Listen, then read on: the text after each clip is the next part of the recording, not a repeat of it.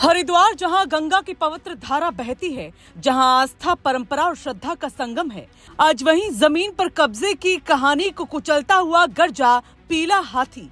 Bulldozer की गड़गड़ाहट ने साफ कर दिया, अब सरकारी जमीन पर अवैध कब्जे का खेल खत्म होने वाला है। ये तस्वीरें पिरान कलियर की है, जहां वर्षों से उत्तर प्रदेश सिंचाई विभाग की जमीन पर अवैध अतिक्रमण पनपता रहा। मजार, टीन शेड, अस्थायी दुकानें और सरकारी जमीन पर खड़ा एक पूरा अवैध ढांचा।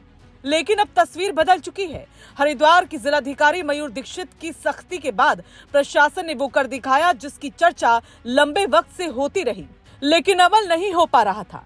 इस एक्शन से सीधा संदेश गया है कि सरकारी भूमि पर किसी भी तरह का अतिक्रमण बर्दाश्त नहीं, चाहे अतिक्रमण कितना ही पुराना क्यों ना हो, कानून सबके लिए बराबर है। बुधवार की सुबह पिरान कलियर में प्रशासन पूरी तैयारी के साथ उतरा मैदान में।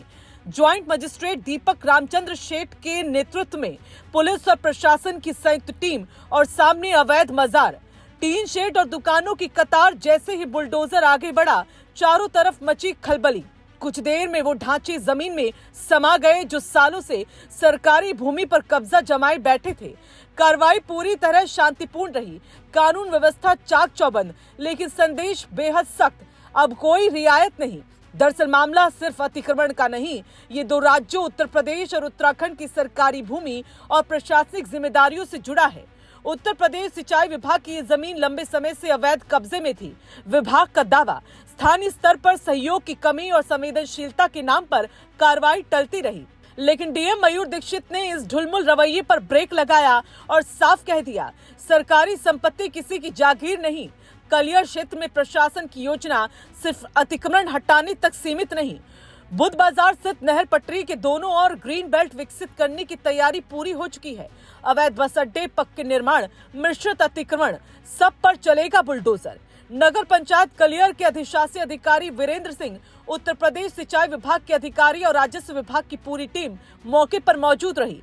हरिद्वार के अहमदपुर कड़च क्षेत्र की राजीव कॉलोनी, जहां सालों से बसावट विकसित हो चुकी है, वहां फिलहाल मामला न्यायालय में विचाराधीन है।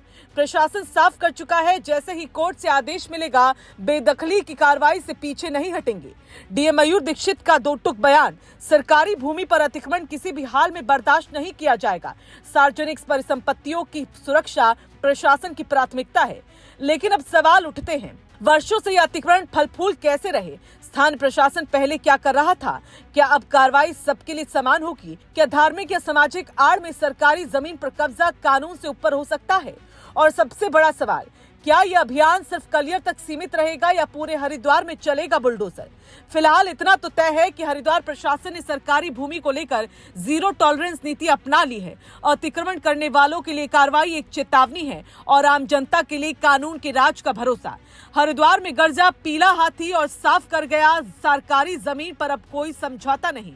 कुछ जरूरी सवाल भी हैं। क्या अतिक्रमण हटाने का यह अभियान पूरे जिले में चलेगा?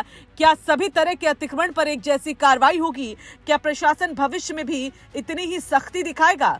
और क्या इससे सरकारी भूमि वास्तव में सुरक्षित हो पाएगी?